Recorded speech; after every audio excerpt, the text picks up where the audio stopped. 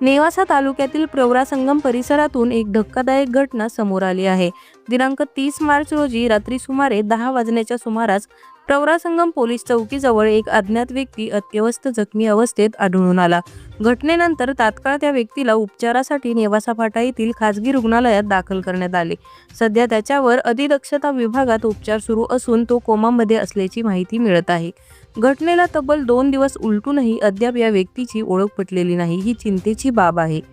तरीही या व्यक्तीबाबत कोणालाही कोणतीही माहिती असल्यास कृपया आत्मदीप हॉस्पिटल नेवासा फाटा किंवा पोलीस स्टेशन नेवासा येथे तात्काळ संपर्क साधावा असे आवाहन करण्यात आले आहे। अशाच नवनवीन व्हिडिओजच्या अपडेटसाठी आम्ही नेवास्कर न्यूजला सबस्क्राईब करून बेल आयकॉन दाबायला विसरू नका।